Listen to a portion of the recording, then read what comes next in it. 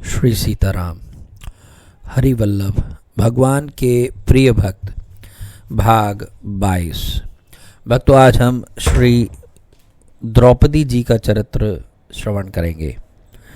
इस चरित्र में कई अलग अलग प्रसंग हैं जिन पर हम संक्षेप में वार्ता करेंगे।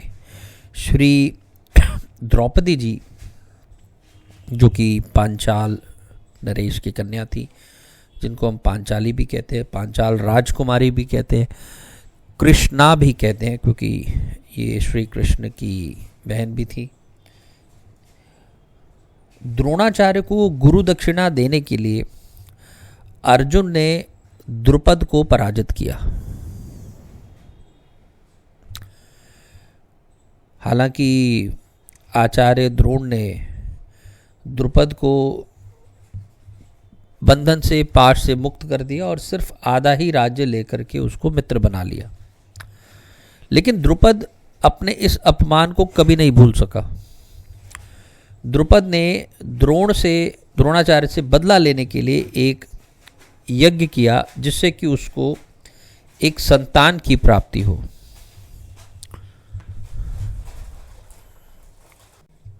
ऐसी संतान जो आगे चलकर द्रोणाचार्य को मार दे। उन्होंने कलमाशी नगरी के तपस्वी वेदज्ञ ब्राह्मण उपयाज जी से अर्चना की कि वे एक ऐसा यज्ञ कराएं जिससे कि उनको इस प्रकार संतान की प्राप्ति हो, जो कि आगे चल के द्रोणाचार्य को मारे। उपयाज ने प्रार्थना को अस्वीकार कर दिया। फिर द्रुपद ने पुनः 1 वर्ष और उनकी सेवा की। इससे प्रसन्न होकर विप्रदेव उपयाज ने कहा कि मैंने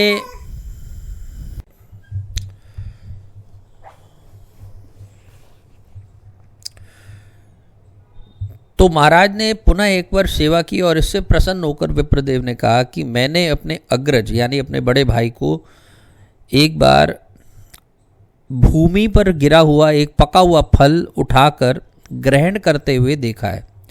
तो मैंने इससे ये समझा है कि द्रव्य की शुद्धि और अशुद्धि का वे विचार नहीं करते।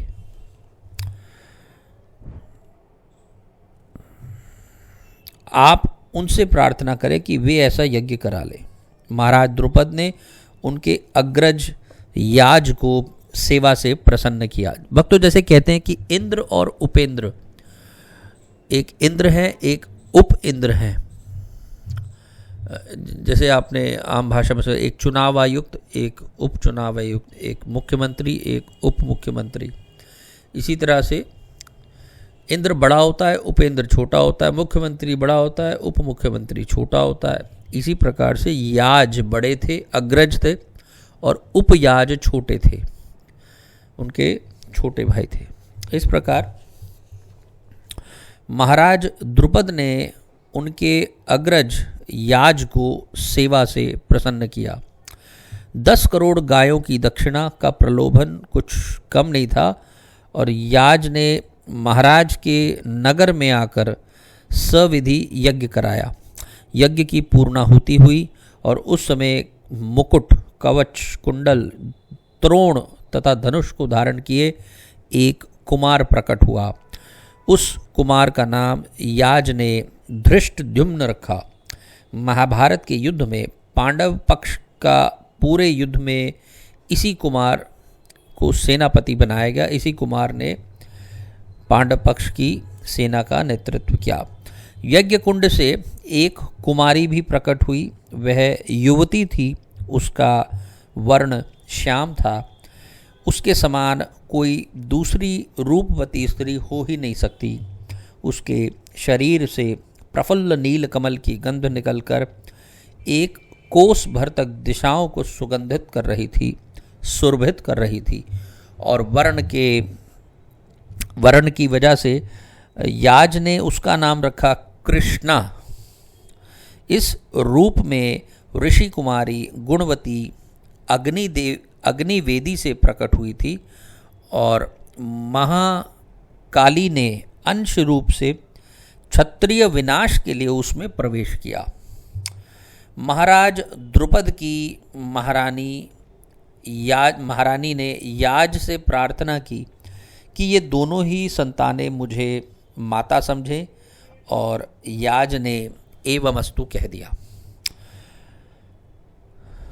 अब अगला प्रसंग, एक चक्रा नगरी में पांडवों को अपने आश्रयदाता ब्राह्मण से ज्ञात हो गया कि महाराज द्रुपद अपनी पुत्री यानी पांचाली या द्रौपदी का स्वयंवर कर रहे हैं। भगवान व्यास ने आकर आदेश दिया और उसे स्वीकार कर पांडव ब्राह्मण वेश में पांचाल पहुंच गए। वहां वे एक कुम्हार के घर ठहरे। स्वयंवर सभा में वे ब्राह्मणों के साथ ही बैठे थे। उनके वेश ब्राह्मणों के ही समान थे। महाराज द्रुपद ने सभा भवन में एक यंत्र बना रखा था। वह यंत्र ऊपर लगा था और वह यंत्र घूमता रहता था। उसके मध्य में एक मत्स्य यानी एक मछली बनी थी। नीचे तेल की कड़ाही थी या कड़ाहा था। तेल में उस मत्स्य या मछली की छाया दिखती थी और तेल में छाया को देखते हुए घूमते चक्र के मध्य में मत्स्य को 5 बाणों से मारना था। जो ऐसा कर सके उसी से द्रौपदी का विवाह होगा, ऐसी घोषणा की गई थी। इस कार्य के लिए जो सुदीर्घ धनुष रखा था वह इतना कठोर था और इतना भारी था कि बहुत से राजा तो उस धनुष को ही उठा नहीं सकते थे। जरासंध, शिशुपाल, शल्य उस पर ज्यों ही प्रत्यंचा चढ़ाने के लिए गए तो वे दूर जाकर गिर पड़े। केवल कर्ण ने उस धनुष को चढ़ाया और वह बाण मारने ही जा रहा था कि द्रौपदी ने पुकार कर कहा कि मैं सूत पुत्र का वरण नहीं करूंगी।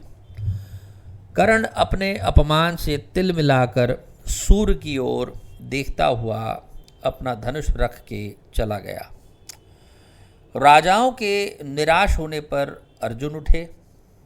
जो ब्राह्मण वहाँ बैठे हुए थे उन्होंने जाना कि ये ब्राह्मण हैं, क्योंकि ब्राह्मण वेश धारण किया था पांडवों ने, तो उनको देखकर विप्र वर्ग ने अपनी प्रसन्नता को प्रकट किया। धनुष को चढ़ाकर अर्जुन ने मत्स्य वेधन किया। द्रौपदी ने जयमाल डाली। राजाओं ने एक ब्राह्मण से द्रौपदी का विवाह होते हुए देख द्रुपद और पांडवों पर आक्रमण कर दिया। अर्जुन ने धनुष चढ़ा लिया। एक वृक्ष लेकर भीमसेन टूट पड़े और अर्जुन से युद्ध करके कर्ण ने शीघ्र समझ लिया कि वे अजेय है। उन्हें ब्राह्मण समझकर वह युद्ध से हट गया। उधर भीम ने शल्य को दे पटका। इसी से सभी नरेश युद्ध से पृथक होने लगे। श्री कृष्ण ने पांडवों को पहचान लिया था, अतः उन्होंने समझा बुझाकर राजाओं को शांत कर दिया। माँ, हम एक भिक्षा लाए हैं, ऐसा अर्जुन ने कुंती से कहा जब द्रौपदी को वे स्वयंवर से लेकर के आए। कुंती ने बिना देखी घर में कह दिया कि 5 भाई उसे बांट लो। कुंती ने बाहर आकर के देखा कि द्रौपदी है तो उसको बड़ा पश्चाताप हुआ। वे युधिष्ठिर से अनुनय करने लगी कि मैंने कभी मिथ्या भाषण नहीं किया है। मेरे इस वचन से तुम मुझे इस धर्म संकट में मैं डल गई हूँ, तो मुझे अधर्म से बचा लो। तो धर्म पूर्वक तुमने पांचाली को प्राप्त किया है, अतः तुम इससे विवाह करो। तो धर्मराज ने अर्जुन से ऐसा कहा। बड़े भाई के अविवाहित रहते छोटा भाई विवाह कैसे कर सकता है? ये भी अधर्म है। तो आप मुझे अधर्म में प्रेरित ना करें। तो ऐसा अर्जुन ने कहा। तो द्रौपदी के साथ तो आप ही का विवाह उचित है। ये बात अर्जुन ने नम्रतापूर्वक प्रतिवाद के तौर पर युधिष्ठिर से कही। युधिष्ठिर ने देखा कि सभी भाई द्रौपदी के अलौकिक सौंदर्य पर मुग्ध हैं, सभी उसे प्राप्त करना चाहते हैं। उन्होंने कहा, माता के सत्य की रक्षा के लिए हम पांचों भाई से विवाह करेंगे। यह महाभागा हम सबके समान रूप से पत्नी होगी। वह तो समान रूप से कैसे पत्नी होगी?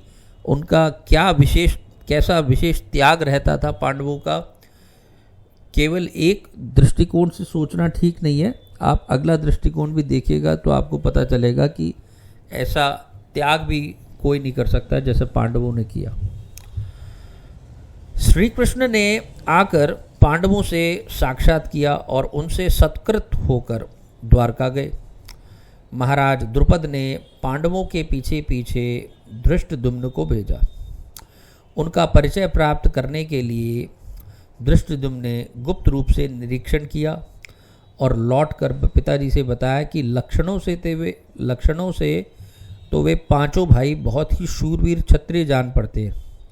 महाराज के निरीक्षण करके लौटकर आने पर उन्होंने पांचों भाइयों को आमंत्रित किया माता सहित, ताकि वे राज सदन आए। महाराज ने उनका विविध प्रकार से सत्कार किया। वे परिचय पाकर अत्यंत प्रसन्न हुए। उनकी चिर अभिलाषा थी कि उनकी कन्या अर्जुन को प्राप्त हो, जो आज पूर्ण हुई। द्रौपदी पांचों भाइयों की पत्नी हो, यह एक धर्म और समाज के विरुद्ध बात थी, जो किसी भी प्रकार से द्रुपद को स्वीकार्य नहीं थी, यानी द्रौपदी के पिता को। भगवान व्यास ने आकर द्रौपदी के पूर्व जन्म का चरित्र बताकर समझाया। तब महाराज द्रुपद ने इस बात को स्वीकार किया। विधि पूर्वक क्रमशः एक एक दिन पांचों भाइयों ने पांचाली का पानी ग्रहण किया। चरों द्वारा सभी राजाओं को पता लग चुका था कि लाक्षा भवन से पांडव जीवित निकल गए हैं और द्रुपद राजतनया का विवाह उन्हीं से हुआ है। कौरवों ने जब यह समाचार सुना तो सबसे पहले कर्ण की सलाह से यह निश्चय किया कि आक्रमण किया जाए, किंतु द्वारका से भगवान श्री कृष्ण ससैन्य सहायता कर सकते हैं और उन्हें राज्य दिलाने आ सकते हैं। इस प्रकार सोचने पर, और ऐसा ही भीष्म पितामह जी ने ये समझाया, तो ऐसा समझाने पर धृतराष्ट्र ने विदुर को भेजकर उन्होंने बजाय हमला करने के अब ससैन्य और आदरपूर्वक सम्मानपूर्वक उन्हें पांडवों को वापस बुलाया हस्तिनापुर। एक साथ रहेंगे तो संघर्ष होगा। इस भय से आधा राज्य देकर युधिष्ठिर की राजधानी इंद्रप्रस्थ बना दी गई। माता कुंती के साथ पांडव वहाँ रहने लगे।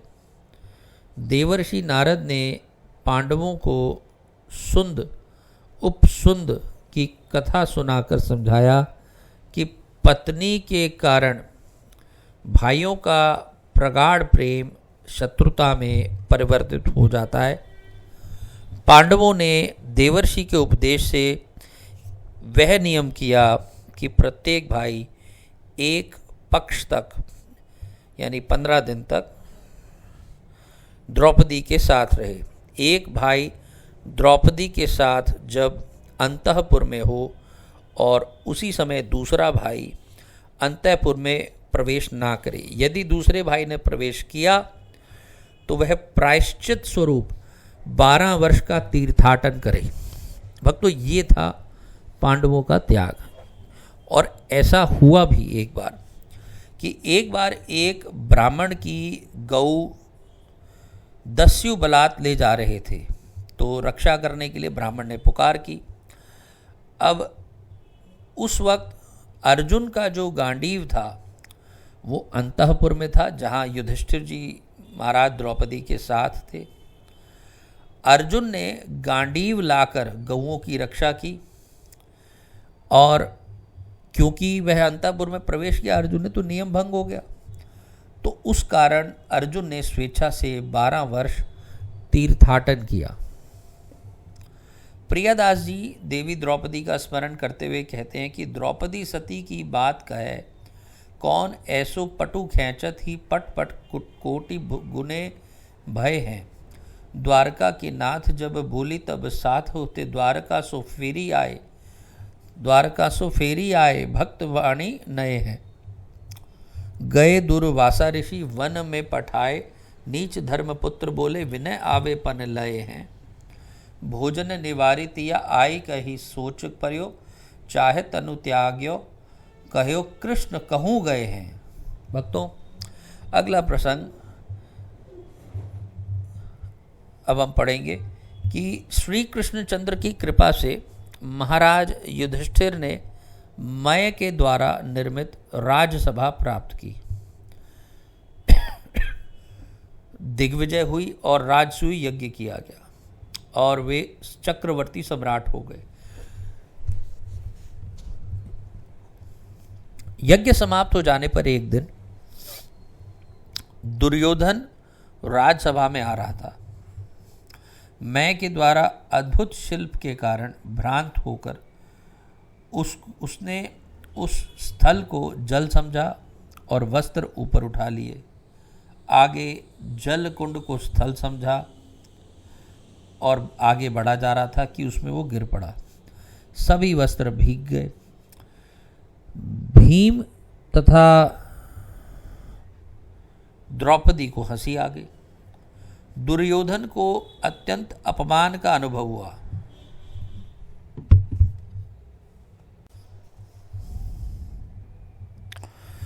वो उल्टे पांव लौट गया।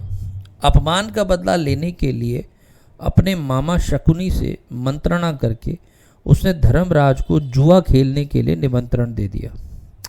धृतराष्ट्र ने जुआ खेलने की आज्ञा दे दी। द्यूत प्रारंभ हुआ। शकुनी पासे फेंक रहा था। कपटपूर्ण पासों के जाल में धर्मराज हारते गए।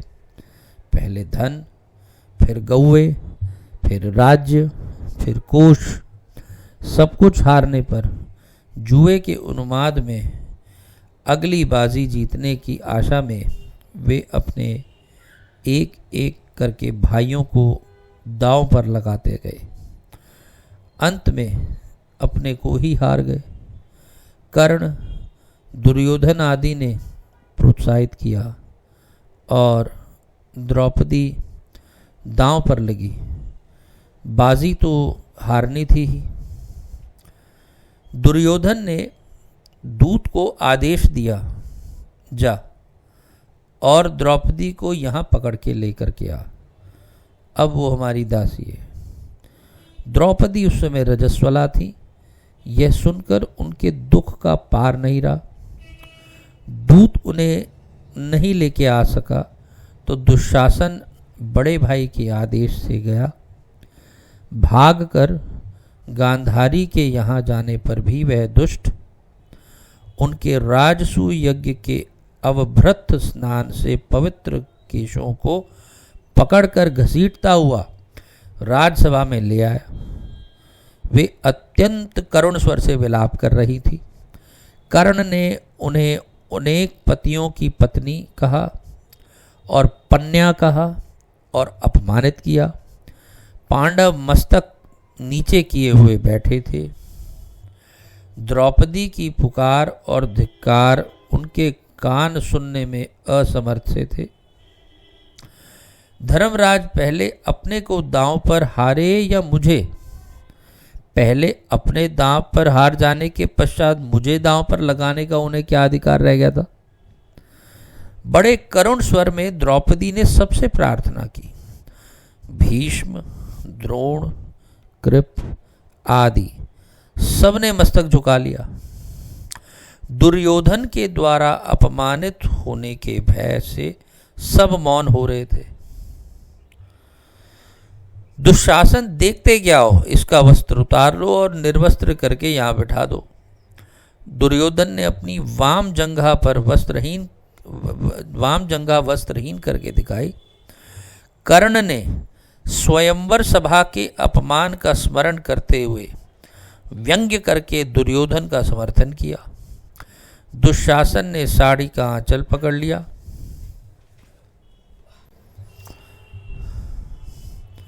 अब क्या हो? अबला की लज्जा क्या इस प्रकार नष्ट हो जाएगी? द्रौपदी ने कातर होकर के चारों ओर देखा। सबके मस्तक झुके हुए थे। कर्ण प्रोत्साहन दे रहा था। हाथों से वस्त्र दबाने का प्रयत्न व्यर्थ था। अबला के हाथ कहाँ तक उन्हें रोक सकते थे? 10,000 हाथियों के बल वाला दुशासन साड़ी को खींचने लगा। द्रौपदी ने नेत्र बंद कर लिए। उनसे अश्रु वृष्टि हो रही थी और दोनों हाथ ऊपर उठाकर द्रौपदी ने पुकारा कि हे कृष्ण, हे द्वारकानाथ, हे करुणावरुणालय, दौड़ो, कौरवों के समुद्र में मेरी लज्जा डूब रही है, रक्षा करो, रक्षा करो। द्रौपदी को शरीर का भान भूल गया। दीन बंधु का वस्त्रावतार हुआ। दुशासन पसीने पसीने हो रहा था। रंग बिरंगे वस्त्रों का पर्वत लग गया था।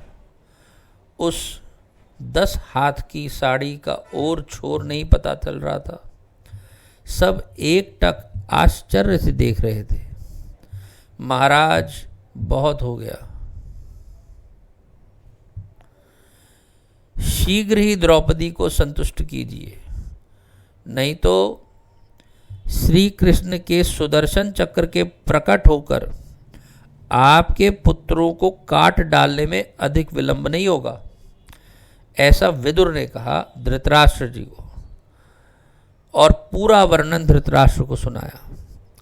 धृतराष्ट्र भय से कांप उठे। उन्होंने प्रेम से द्रौपदी को समीप बुलाया, पुत्रों के अपराध के लिए क्षमा याचना की, पांडवों को द्रौपदी के साथ दासत्व से मुक्त किया और हारा हुआ राज्य तथा धन लौटा दिया।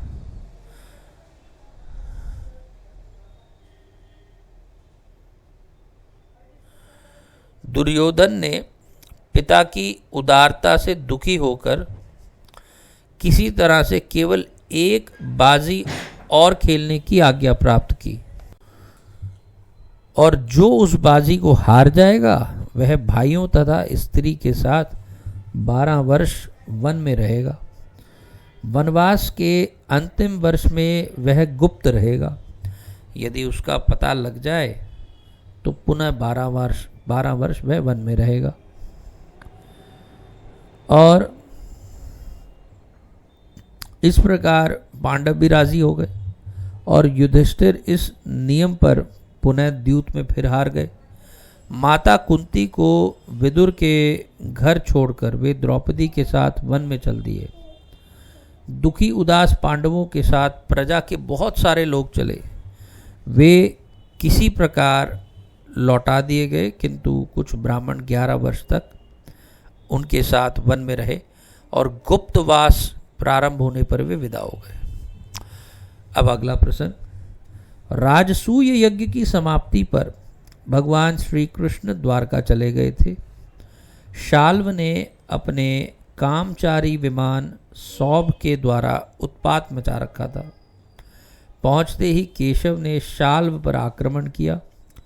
सौभ को गदाघात से चूर्ण करके शाल्व तथा उसके सैनिकों को यमराज के घर भेजकर जब वे द्वारका में लौटे तो उन्होंने पांडवों के जुए में हारने का समाचार सुना और वे सीधे हस्तिनापुर आए।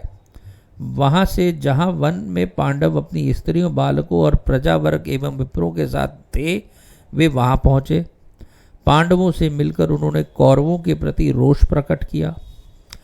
द्रौपदी ने भगवान श्री कृष्ण से कहा, हे मधुसूदन, मैंने महर्षि असित और देवल से सुना है कि आप सृष्टि करता हैं, आप ही सृष्टि करता है, और परशुराम जी ने बताया था कि आप साक्षात अपराजित विष्णु हैं।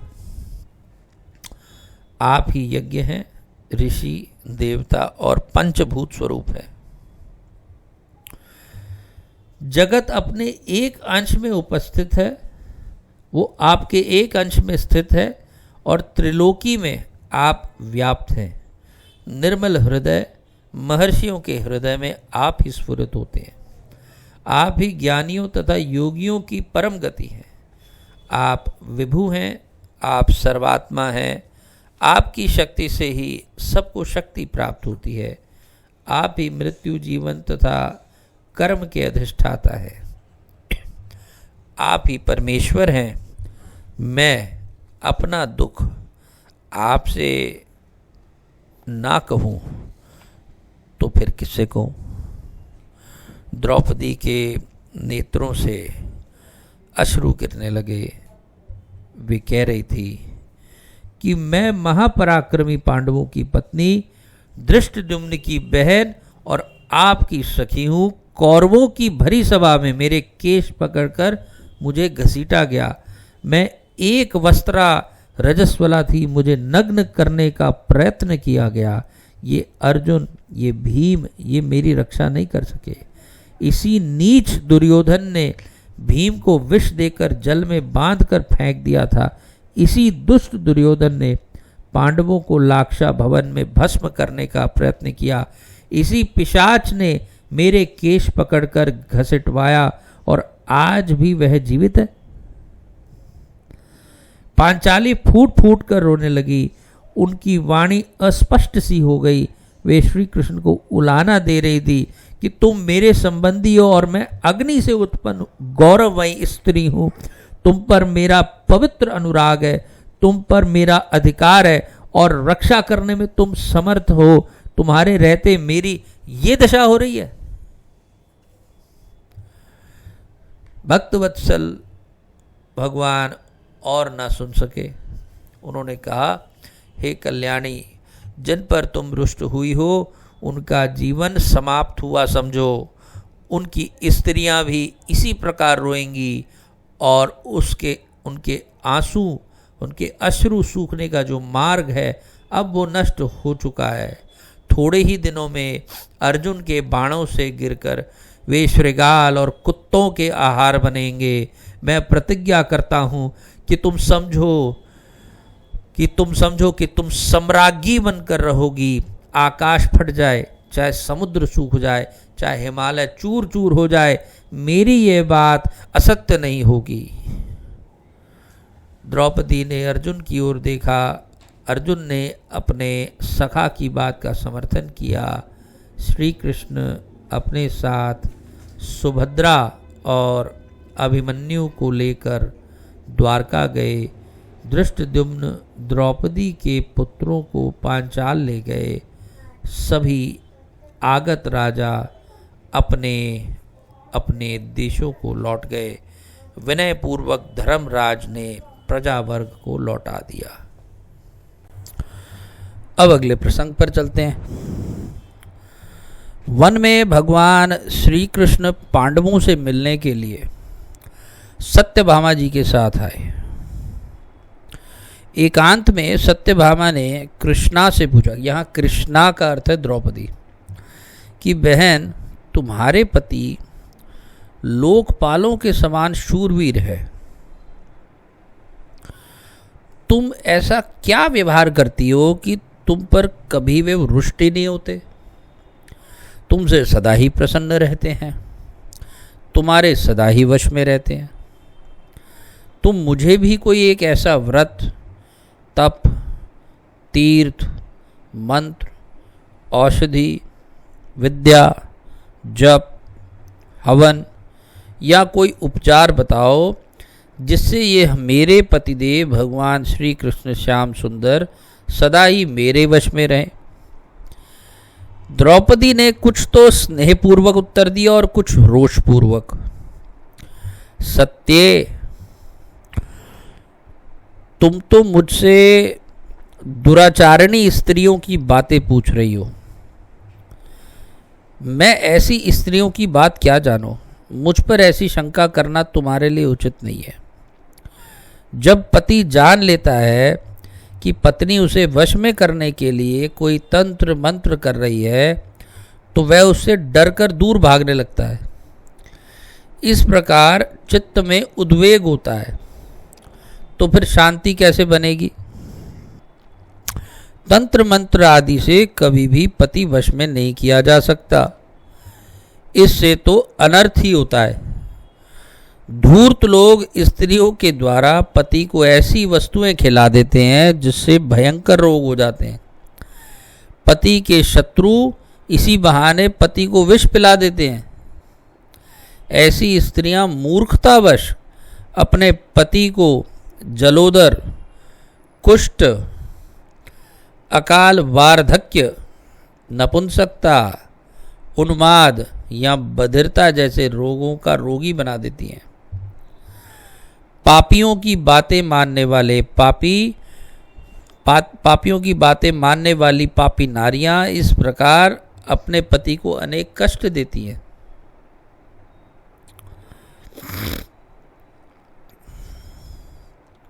साध्वी स्त्री को भूल करके भी ऐसा प्रयत्न नहीं करना चाहिए।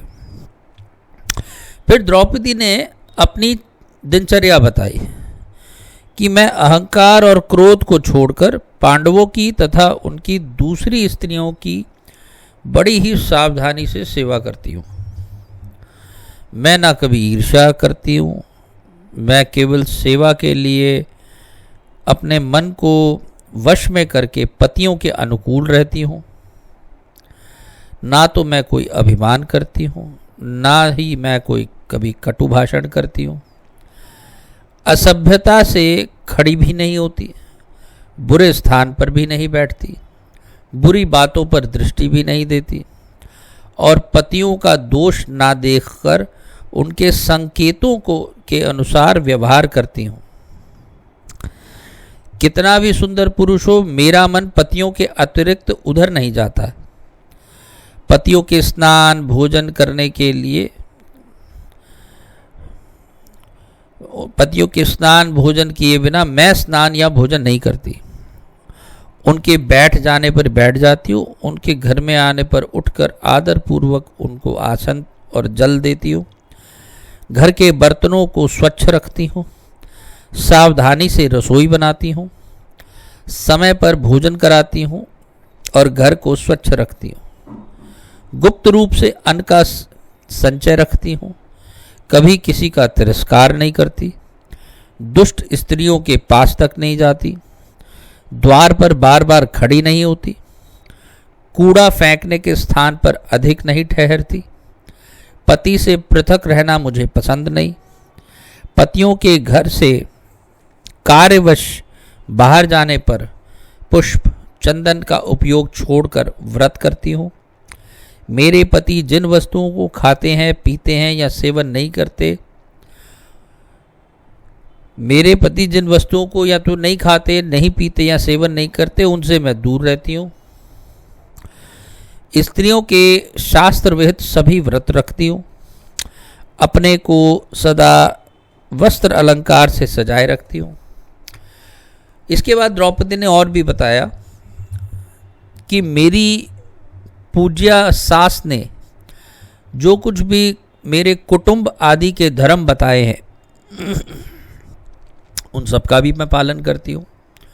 जैसे कि भिक्षा देना, अतिथि का सत्कार करना, श्राद्ध और त्योहारों पर पकवान बनाना, माननीयों का सत्कार, ये सब धर्म सावधानी से पालन करती हूँ। पतियों से अच्छा भोजन, पतियों से अच्छे वस्त्र मैं कभी भी ग्रहण नहीं करती। उनसे ऊंचे आसन पर नहीं बैठती। सास जी से विवाद नहीं करती। सदा अपनी वीर माता सास की भोजन वस्त्र से सेवा करती हूँ। उनकी कभी वस्त्र भूषण या जल में उपेक्षा नहीं करती। सबसे पीछे सोती हूँ और सबसे पहले शैया छोड़कर स्नातकों का भरण पोषण करती हूँ।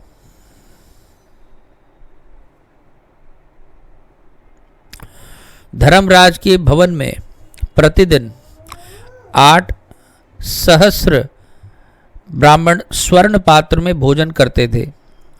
महाराज 88 सहस्र स्नातकों का भरण पोषण करते थे। 10 10 सहस्त्र दासियां उनके थीं। मुझे सबके नाम, रूप, भोजन, वस्त्र का पता रहता था। मैं दासियों के संबंध में पता रखती थी कि किसने क्या काम कर लिया है और क्या नहीं। महाराज के पास 1,00,000 घोड़े और इतने ही हाथी थे। उनका भी मैं ही प्रबंध करती थी। उनकी गणना करना, उनकी आवश्यकताएं सुनना और अंतःपुर के ग्वालों, गणरियों तथा सेवकों की देखभाल करना, ये सब मैं करती थी। महारानी द्रौपदी के जो कार्य थे वे यहीं समाप्त नहीं हुए। वे और बताती हैं कि महाराज के आय व्यय का हिसाब रखती थी। मेरे पति कुटुंब का सारा भार छोड़कर पूजा पाठ या आगतों का सत्कार करते थे। पूरे परिवार की देखभाल मैं ही करती थी। वरुण के समान महाराज के अटूट खजाने का पता भी मुझे ही रहता था। भूख प्यास सहकर रात दिन एक करके मैं सदा पांडवों के हित में लगी रहती थी। मुझे तो पतियों को वश में करने का यही उपाय ज्ञात है।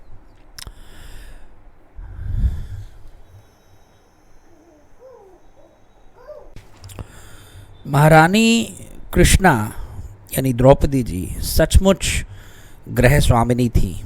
सत्यभामा ने उनसे क्षमा मांगी।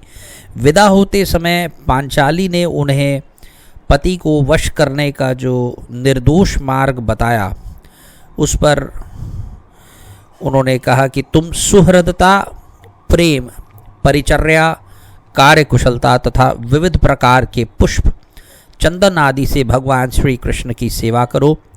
वही काम करो जिससे वे समझें कि तुम एकमात्र उन्हीं को प्रिय मानती हो। उनके आने की आहट पाते ही आंगन में खड़ी होकर स्वागत के लिए उद्यत रहो। आते ही आसन और पैर धोने को जल दो। वे दासी को कोई आज्ञा दें तो वह काम स्वयं ही कर डालो। तुमसे यदि कोई गुप्त रखने योग्य बात पतिदेव कहें तो उसे किसी से मत कहो। पति के मित्रों तथा हितैषियों को भोजन आदि से संतुष्ट करो तथा पति के शत्रु, द्वेषी, तटस्थ लोगों से दूर रहो। सपत्नियों के पुत्रों के साथ भी एकांत में मत बैठो। कुलीन, दोष रहित सती स्त्रियों का ही सदा साथ करो। क्रूर, झगड़ालू, पेटू, चोर, दुष्टा तथा चंचल स्वभाव की स्त्रियों से सर्वदा दूर रहो। इस प्रकार सब प्रकार पति की सेवा करने से तुम्हारे यश और सौभाग्य की वृद्धि होगी तथा अंत में स्वर्ग की प्राप्ति होगी। तुम्हारे विरोधी शमित हो जाएंगे। भक्तों, अब अगला प्रसंग।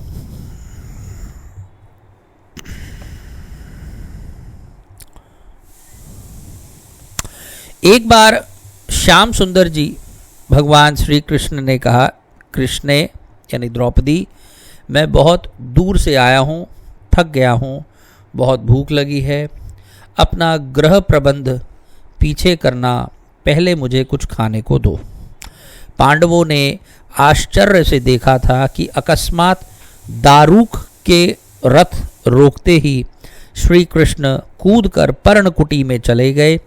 उन्होंने धर्मराज को अभिवादन तक नहीं किया। तुम तो जानते ही हो कि साथ के विप्रों को भोजन के देने के लिए महाराज तपस्या करके सूर्य नारायण से एक पात्र प्राप्त किया है। उसी पात्र से विविध पकवान निकलते हैं, उसी से हम सबका काम चलता है। मेरे भोजन के पश्चात वह पात्र रिक्त यानी खाली हो जाता है। मैंने भोजन कर लिया है, पात्र धोकर रख दिया है, अब क्या होगा? द्रौपदी ने बहुत ही खिन्नता से कहा। वहीं श्री कृष्ण कहते हैं, मैं तो भूख से व्याकुल हो रहा हूँ और तुम्हें हंसी सूझती है। मैं कुछ नहीं जानता, लाओ कुछ तो खिलाओ। नकली रोष से, बिल्कुल नकली गुस्से में लीला में भगवान ने ऐसा द्रौपदी से कहा। द्रौपदी का भय दूर हो गया था। उसने प्रार्थना की कि मेरे पतियों के समीप 10,000 शिष्यों के साथ महर्षि दुर्वासा आए हैं। धर्मराज ने उन्हें आतिथ्य को आमंत्रित कर दिया है। स्नान संध्या करने से वे सरोवर गए हैं और लौटने पर उन्हें अन्न नहीं मिला तो शाप देकर पांडवों को ही भस्म कर देंगे। इसी संकट में पड़कर मनी मन तुम्हारा स्मरण करते हुए मैं रो रही थी। तुमने मुझ दुखिया की पुकार सुन ली। अब अपने पांडवों की रक्षा करो। यह सब पचड़ा पीछे, पहले लाओ अपना वह पात्र दो। भगवान श्री कृष्ण ने ऐसा कहा कि अब मुझे वो पात्र दे दो। ये लो, तुम ही देख लो। ऐसा द्रौपदी ने पात्र ला करके दे दिया और भगवान की लीला भली प्रकार से सावधानी से स्वच्छ किए हुए उस पात्र में अभी भी शाक का एक पत्ता चिपका हुआ निकल आया। यज्ञ भोक्ता सर्वात्मा इसी से तृप्त हो गए।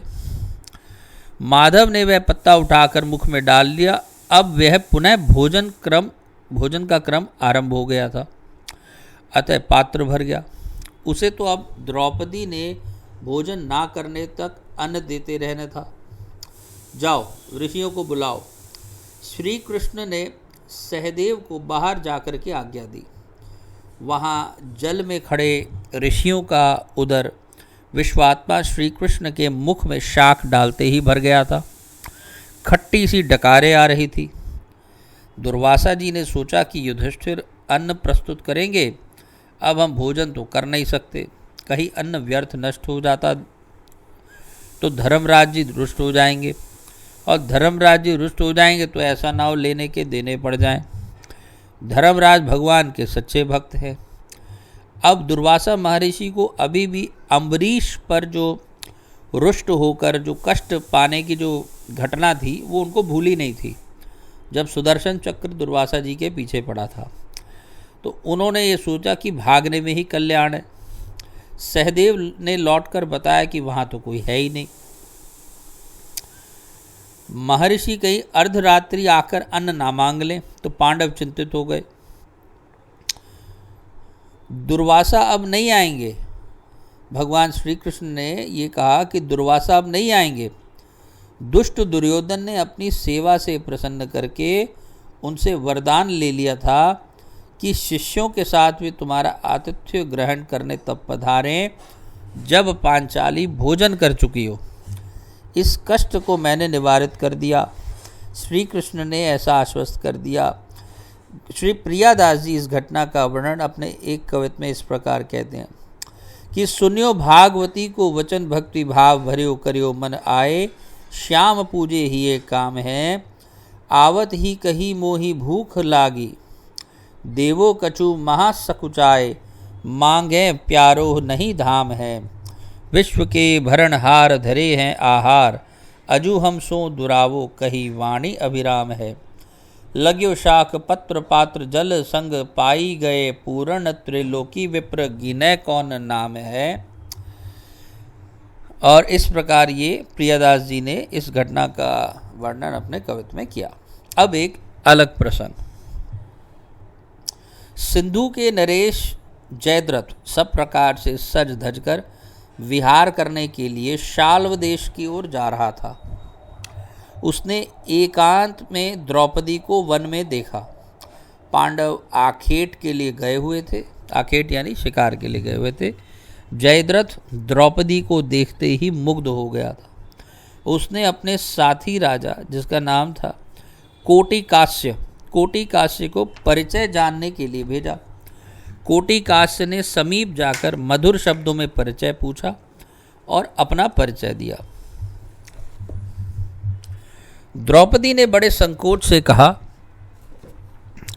कि मर्यादा के अनुसार मुझे तुमसे नहीं बोलना चाहिए, परंतु समीप में दूसरे किसी पुरुष या स्त्री के ना होने से मुझे विवश होकर के बोलना पड़ा। मैं तुम्हें और सिंधु नरेश को भी जानती हूँ। मेरे पति वन में आखेट को गए हैं। विश्वविख्यात पांडवों को तुम जानते हो। मैं उनकी पत्नी कृष्णा हूँ। अपने वाहन खोल दो, पांडवों का आतिथ्य स्वीकार करके यहाँ से जाना। उनके लौटने का समय हो गया है। द्रौपदी कुटी में आतिथ्य की व्यवस्था करने चली गई। उसने इन लोगों पर विश्वास कर लिया। कोटि कास्य से परिचय पाकर स्वयं जयद्रथ आया।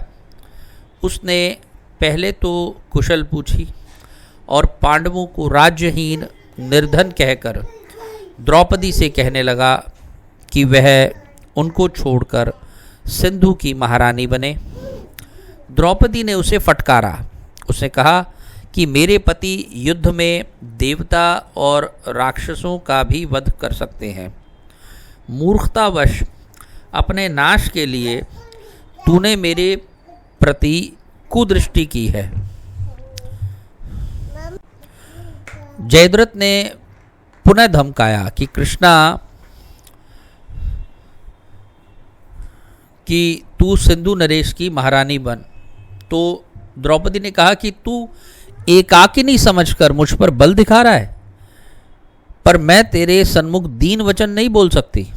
जब एक रथ पर बैठकर श्री कृष्ण और अर्जुन मेरी खोज में निकलेंगे तो इंद्र भी तुझे छुपा नहीं सकते।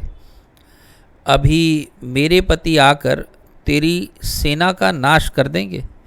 यदि मैं पतिव्रता हूँ तो इस सत्य के प्रभाव से आज मैं देखूंगी कि पांडव तुझे घसीट रहे हैं। जयद्रथ ने द्रौपदी को पकड़ना चाहा। उसे धक्का देकर पांचाली ने धौम्य मुनि के चरणों में प्रणाम किया और इसलिए स्वयं रथ में बैठ गई कि जयद्रथ उनका स्पर्श ना करे। उनको लेकर जयद्रथ ससैन्य चला। पांडवों ने वन में श्रृगाल को रोते हुए सुनकर ऐसा जाना कि ये अमंगल का सूचक है और पांडव शीघ्रता ही लौट आए। आश्रम में धात्रिका को रोते हुए देखा और उनसे पूछकर उन्होंने समाचार ज्ञात किया। आगे बढ़ने पर उन्हें धौम्य मुनि पैदल सेना में भीम को पुकारते हुए जाते दिखाई पड़े। भयभीत होकर पैदल सेना ने तो शरण मांग ली। शेष पर पांडवों ने बाण वर्षा प्रारंभ कर दी। अनेक राजा मारे गए। भय आतुर जयद्रथ द्रौपदी को रथ से उतार कर भागा। द्रौपदी धौम्य मुनि के साथ धर्मराज के पास लौट आई। जयद्रथ जो था वो दुर्योधन की बहन दुशला का पति था।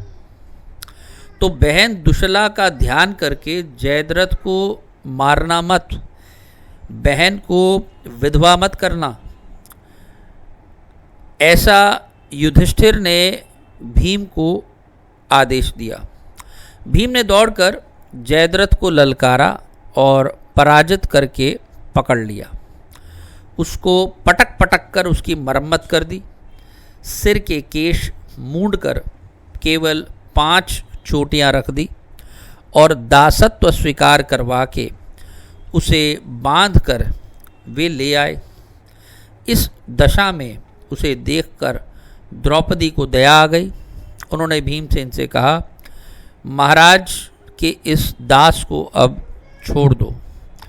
धर्मराज ने बंधन मुक्त करके जयद्रथ को दासत्व से भी मुक्त कर दिया और विदा करते समय ये समझाया कि अब कभी पर स्त्री पर कुदृष्टि डालने जैसा नीच कार्य मत करना।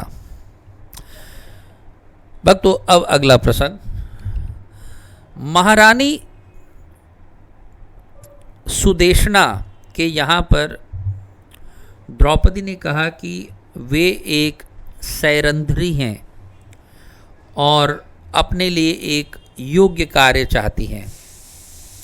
द्रौपदी ने कहा कि मुझे बालों को सुंदर बनाना, गूंथना, पुष्पहार बनाना, चंदन या अंगराग बनाना बहुत अच्छा आता है। मैं इससे पूर्व द्रौपदी के अंतःपुर में रह चुकी हूँ।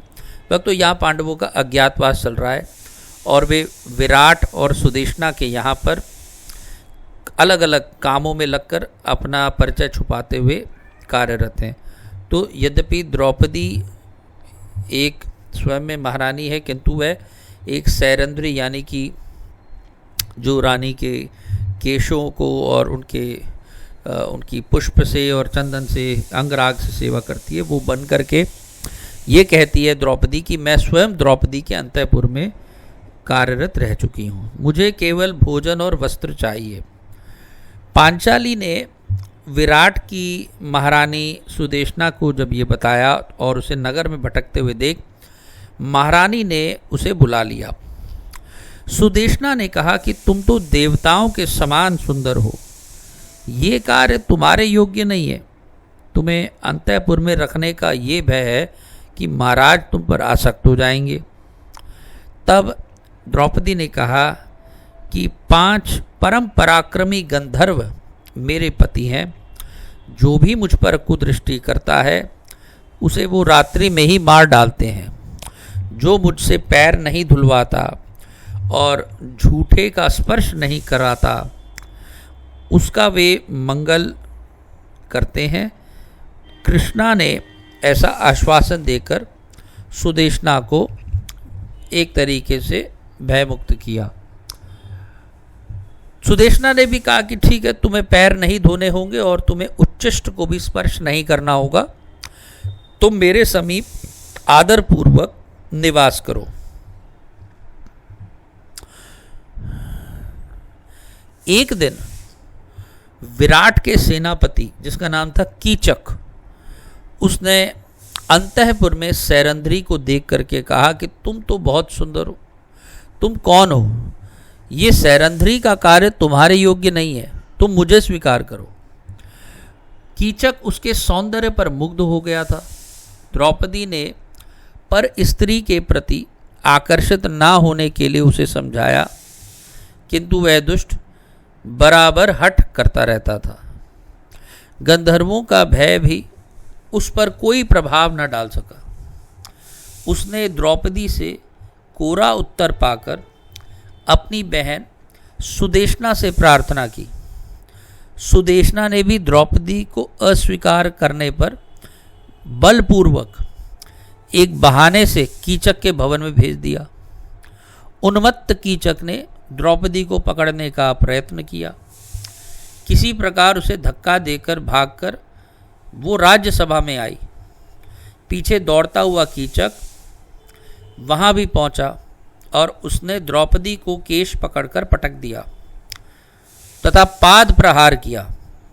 सूर्य द्वारा द्रौपदी की रक्षा में नियुक्त राक्षस ने आंधी के समान कीचक को दूर फेंक दिया। वो गिरकर मूर्छित हो गया। भीमसेन और अर्जुन दोनों ही क्रोधित हो गए, पर धर्मराज ने संकेत से उन्हें रोक दिया। द्रौपदी ने सभा भवन के द्वार पर खड़े होकर के कहा कि मेरे महापराक्रमी पति सूत द्वारा मेरा अपमान कायरों की भांति देख रहे हैं। वे धर्मपाश में बंधे हैं। यहाँ का राजा विराट एक निरपराध स्त्री को इस प्रकार मारे जाते देखकर चुप है। ये राजा होकर के भी न्याय नहीं करता है। ये लुटेरों का सा धर्म राजा को शोभा नहीं देता है। सभासद भी इसी अन्याय को चुपचाप सहन कर रहे हैं। सभासदों ने द्रौपदी की प्रशंसा की। महाराजा विराट असल में कीचक के बल से दबे हुए थे, क्योंकि कीचक ने उनको अनेक देश को जितवाया था वो लंपट, और वो प्रजा से धन लूट लेता था और प्रजा की स्त्रियों के साथ अत्याचार करता था, किंतु महाराज उसका कोई विरोध नहीं कर सकते थे। अतः वे चुप रहे। धर्मराज ने संकेत से कहा कि तेरे पति तेरे कष्टदाता को अवश्य ही नष्ट कर डालेंगे। वे अभी अवसर नहीं देखते, तू अंतःपुर में जा। द्रौपदी अंतःपुर में गई। सुदेशना ने उसे आश्वासन देने का प्रयत्न किया। रात्रि में द्रौपदी ने भोजनालय में भीमसेन के पास जाकर रोते हुए कहा कि तुम लोगों को इस वेश में देखकर मेरा हृदय फटता है। मुझे भी सुदेशना की दासी बन के रहना पड़ रहा है। अब तो यह अपमान मैं नहीं सह सकती। कीचक नित्य ही घृणित संकेत करता है और गंदी बातें कहता है। आज उसने भरी सभा में तुम सबके सामने मुझे मारा है। अब वह मुझे नित्य मारेगा और बल प्रयोग करेगा। यदि तुम मुझे अवधि पूर्ण होने तक, यानी कि अज्ञातवास की अवधि जो कि 1 वर्ष की थी, यदि तुम मुझे अवधि पूर्ण होने तक चुप रहने को कहोगे तो मैं प्राण दे दूंगी। भीमसेन ने द्रौपदी को आश्वासन दिया। उनकी सम्मति से जब कीचक ने दूसरे दिन वही राग छेड़ा तो कृष्णा ने, यानी द्रौपदी ने, उसे रात्रि को एकांत में विराट की एक नवीन नृत्यशाला में बुलाया। भीमसेन सूचना पाकर पहले से ही वहीं उपस्थित थे। उन्होंने युद्ध में कीचक को पछाड़ कर मार डाला। उसके हाथ पैर धड़ में दबाकर घुसा दिए। इसी दशा में द्रौपदी को दिखाया। द्रौपदी ने लोगों से कहा कि मेरा अपमान करने वाले नीच कीचक की मेरे गंधर्व पतियों ने क्या दशा की है, जरा जाकर देखो। कीचक की मृत्यु एक सैरंध्री के कारण हुई है, अतः इसे भी साथ में जला दो। इससे कीचक की आत्मा को संतोष होगा। कीचक को मरा देखकर रोष के मारे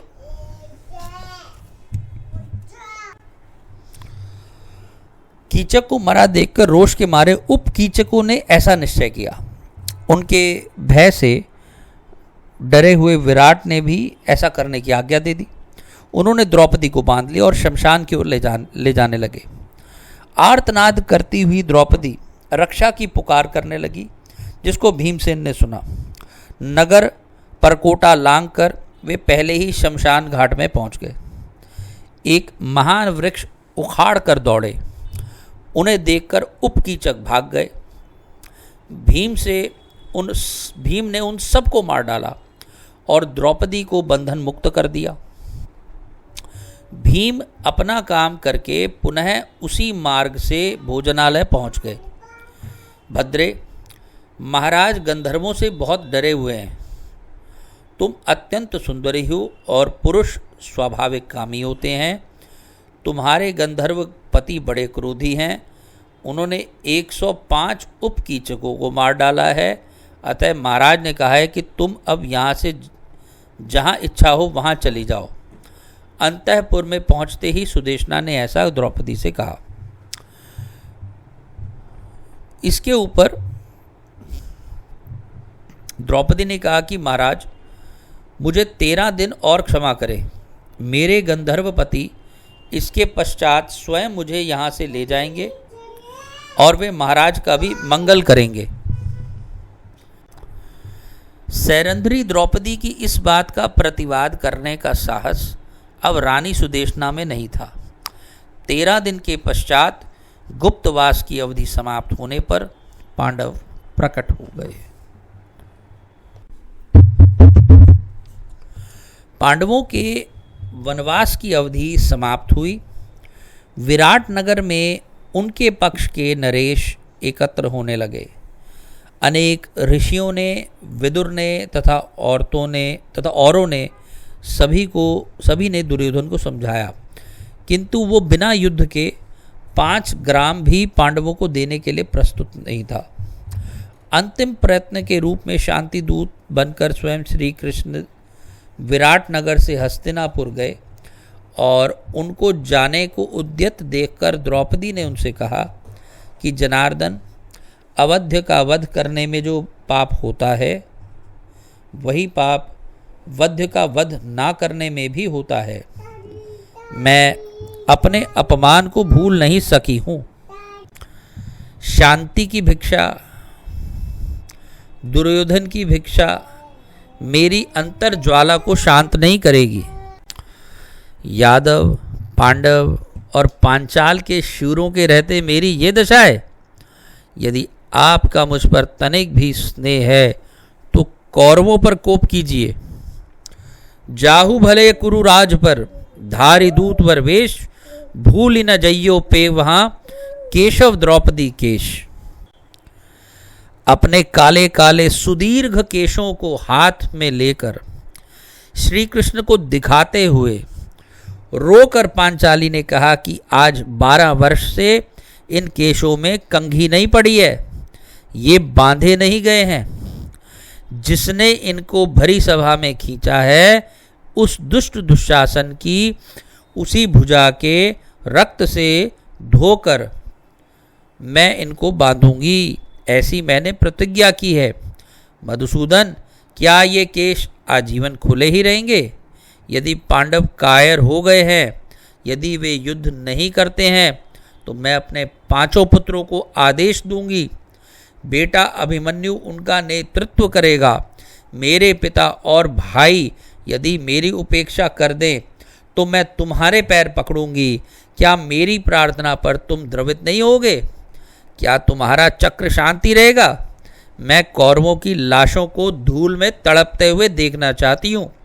इसके बिना कोई साम्राज्य मुझे सुखी नहीं कर सकता है।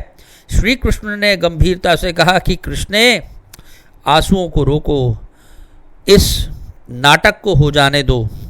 मैंने प्रतिज्ञा की है और प्रकृति के सारे नियमों के पलट जाने पर भी वह मिथ्या नहीं होगी। जिन पर तुम्हारा कोप है उनकी विधवा पत्नियों को तुम शीघ्र ही रोते हुए देखोगी। यही धर्मराज युद्ध का आदेश देंगे और तुम्हारे शत्रु युद्ध भूमि में मारे जाएंगे। महाभारत का युद्ध प्रारंभ हो गया था। सहसा एक रात्रि को धर्मराज के चरों ने ये समाचार दिया कि दुर्योधन के द्वारा उत्तेजित किए जाने पर भीष्म पितामह ने प्रतिज्ञा की है कि कल वे समस्त सैन्य के साथ 5 पांडवों को मार देंगे। पांडवों में अत्यंत व्याकुलता फैल गई। धर्मराज ने श्री कृष्ण के पास अर्जुन को भेजा, किंतु उनका रूखा सा उत्तर मिला। अंत में द्रौपदी ने माधव के शिविर में जाकर उनसे प्रार्थना की कि वे पांडवों की रक्षा करें। यदि पितामह ने प्रतिज्ञा की है तो वह सत्य होकर रहेगी। मैं तो असमर्थ हूँ। इस प्रकार रूखा सा उत्तर दे करके श्री कृष्ण ने द्रौपदी को जाने को कहा। द्रौपदी ने कहा, तो क्या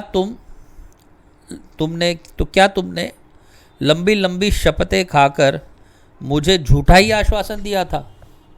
श्री कृष्ण के जीवित रहते उनकी सखी कृष्णा के पति परलोक से धार जाएं, इससे बढ़कर कलंक और क्या होगा? द्रौपदी ने खींचकर ऐसा बोला। एक उपाय है, तुम चुपचाप मेरे पीछे पीछे चलो और भीष्म के शिविर में जाकर उनका आशीर्वाद प्राप्त करो। श्री कृष्ण ने मुस्कुरा करके द्रौपदी से कहा। रात का 3रा प्रहर था। भगवान द्रौपदी को लेकर के चले और उनकी द्रौपदी की पंचनदीय जूतियों को देखकर कोई भी पहचान लेगा, तो इसलिए उन्होंने कहा कि तुम जूतियां जल्दी यहीं उतार दो। भगवान ने द्रौपदी को कुछ कहने का अवसर नहीं दिया और जूतियों को लेकर अपने पीले उत्तरीय में उनको लपेट लिया और धीरे से बगल में दबा लिया और कहा, बस पीछे पीछे चली चलो। द्रौपदी ने आज्ञा का पालन किया। ये है पितामह का शिविर। चुपचाप अंदर जाकर पितामह को प्रणाम करो। वे मेरा ध्यान कर रहे होंगे बैठे बैठे। प्रणाम करना तो आभूषणों को भली प्रकार बजाकर, मैं यही हूँ, मेरा पता मत बताना। भगवान ने ऐसा आदेश दे दिया। पितामह के शिविर में सौभाग्यवती स्त्री, ब्राह्मण, साधु तथा श्री कृष्ण निर्बाध प्रवेश कर सकते थे, ऐसी उन्होंने आज्ञा दे रखी थी। पितामह ध्यानस्थ बैठे थे। द्रौपदी ने जाकर पैरों पर मस्तक रखा। पितामह ने समझा कि दुर्योधन अभी अभी गया है, हो सकता है उसकी रानी प्रणाम करने आई होगी। झट से कह दिया, सौभाग्यवती हो बेटी, पतियों को मारने की प्रतिज्ञा करके पत्नी को सौभाग्यवती होने का आशीर्वाद। पितामह, आप तो कभी असत्य नहीं बोलते, ये कैसी विडंबना है? द्रौपदी ने पूछा। ओ पांचाली, तू यहाँ कैसे पुत्री? मैंने पांडवों को मारने की प्रतिज्ञा तो की है, परंतु साथ ही ये भी कहा है कि यदि श्री कृष्ण ने शस्त्र उठाया तो श्री कृष्ण ने शस्त्र ना उठाया तो ऐसा होगा। तू यहाँ किसके साथ आई? बिना श्याम सुंदर के ये सब कौन कर सकता है? बता वे मेरे प्रभु का है। बुद्धिमान भीष्म ने सब समझ लिया। मुझे धिक्कार है जिसके यहाँ आने में संकोच करके श्री कृष्ण को द्वार पर रुकना पड़ता है। द्रौपदी के ना बताने पर भी भीष्म ने स्वयं मधुसूदन को ढूंढ लिया। जगतपति जूतियों को बगल में दबाए द्वार पर निस्तब्ध खड़े मुस्कुरा रहे थे। भीष्म चरणों पर गिरकर रोने लगे। यदि आप इस प्रकार 10,000 महारथी नित्य मारते रहोगे तो द्रौपदी सौभाग्य हो चुकी। आप जो चाहते हो वह तो होगा ही, ऐसा भीष्म पितामह जी कह रहे हैं अब भगवान से। मेरे मुख से ही मेरी मृत्यु का उपाय आपको सुनना है तो मैं वो भी बता दूंगा, किंतु कल के युद्ध में मेरी प्रतिज्ञा की रक्षा करनी होगी। पितामह गदगद स्वर में प्रार्थना करते वहाँ से पितामह के रथ में बैठकर द्रौपदी को लेकर श्री कृष्ण धर्मराज के शिविर में लौट आए और पूरा समाचार जानकर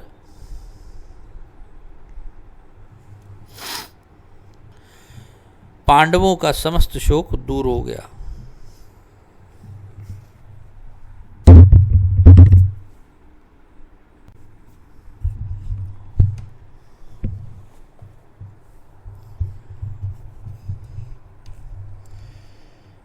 महाभारत समाप्त हो गया। पांडव सेना शांति से शयन कर रही थी। श्री कृष्ण 5 पांडवों तथा द्रौपदी को लेकर उपप्लव्य नगर में चले गए थे। प्रातः दूत ने समाचार दिया कि रात्रि में शिविर में अग्नि लगाकर अश्वत्थामा ने सबको निर्दयतापूर्वक मार डाला। ये सुनते ही सब रथ में बैठकर शिविर में पहुंचे।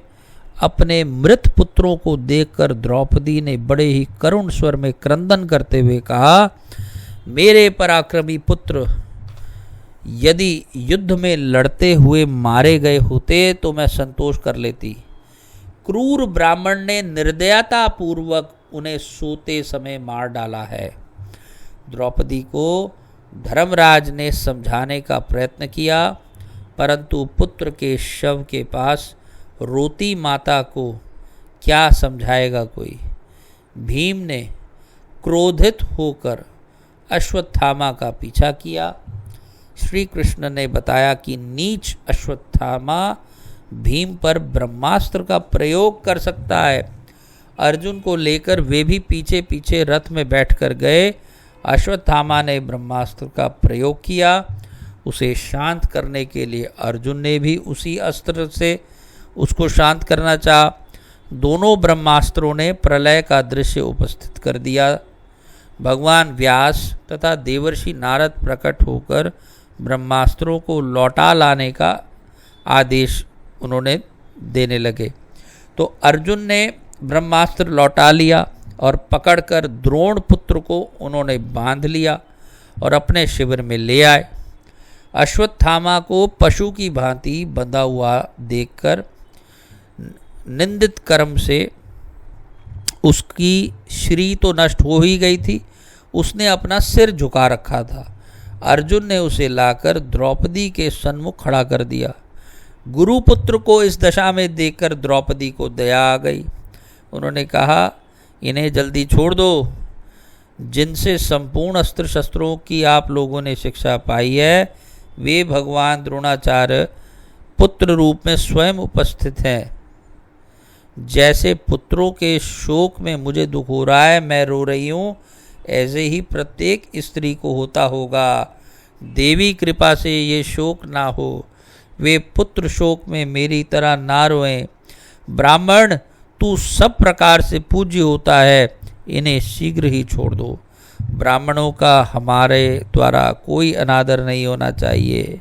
भीमसेन ने अश्वत्थामा के वध में उसके पक्ष में थे, तो अंत में भगवान श्री कृष्ण की सम्मति से द्रोण पुत्र के मस्तक पर रहने वाली मणि को छीनकर अर्जुन ने उसे शिविर से बाहर निकाल दिया। महाभारत की समाप्ति पर युधिष्ठिर ने बंधुत्व की भावना करके विरक्त होकर वन में जाने का विचार प्रकट किया। जब सब भाई उन्हें समझा चुके थे तो पांचाल राजकुमारी ने कहा, महाराज,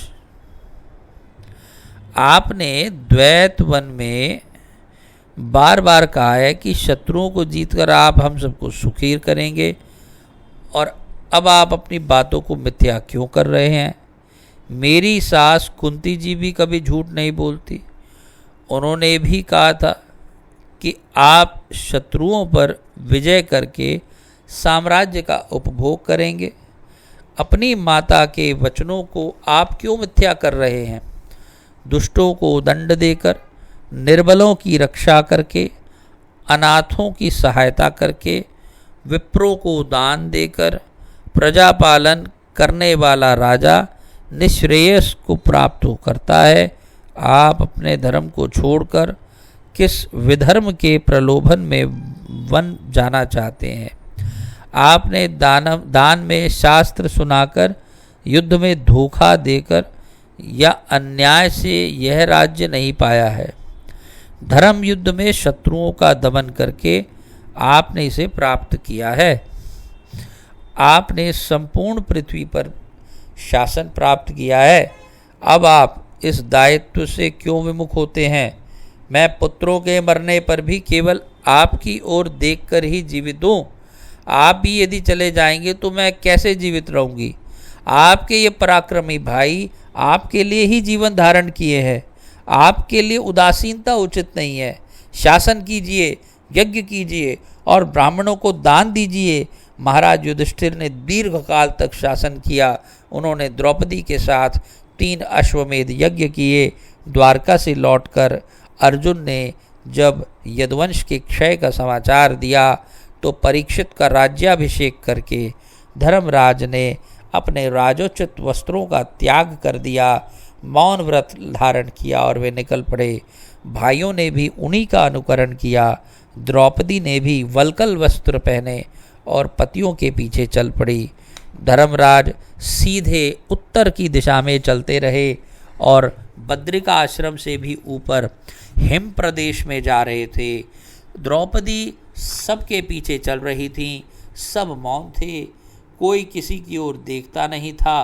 द्रौपदी ने अपना चित्त सब ओर से एकाग्र करके परात्पर भगवान श्री कृष्ण में लगा दिया और उन्हें शरीर का पता ही नहीं चला। हिम पर फिसल कर वे गिर पड़ी। शरीर उस श्वेत हिम राशि में विलीन हो गया। महारानी द्रौपदी तो परम तत्व से एक पहले ही हो चुकी थी भगवान से। और इसी के साथ मैं वाणी को अब विश्राम देना चाहूँगा। हमने द्रौपदी के चरित्र से यदि देखें तो यही देख सकते हैं कि पहले के समय में भी स्त्रियों पर कुदृष्टि रखने वाले रावण, जयद्रथ, दुशासन, दुर्योधन, कीचक आदि ये सब लोग रहते थे, या उपकीचक। और अब ये सब चीज़ें बहुत ही आम हो गई हैं। ये बात ठीक है, लोगों में कानून का डर रहता है, वे डरते हैं, लेकिन उनके हृदय ऐसे कई साधन उपस्थित हो गए जिससे कि उनके हृदय में एक रावण, जयद्रथ, दुशासन, दुर्योधन ये सब बैठे हुए हैं। भगवान से प्रार्थना है कि वे अवतार लें और इन सब का हमारे हृदय से वध करे। भगवान के चरणों में पुनः वंदन करते हुए वाणी को विश्राम दूंगा। इस तरह से हमने 22 भागों में अब हरिवल्लभ भगवान के प्रिय भक्तों की श्रृंखला को सुना, और अब हम इसके आगे एक नई श्रृंखला शुरू करेंगे जिसका नाम होगा श्री हरि ध्यान निष्ठ भक्तगण। और इसी के साथ वाणी को विश्राम दूंगा। तब तक के लिए जय जय श्री सीताराम, जय जय श्री सीताराम।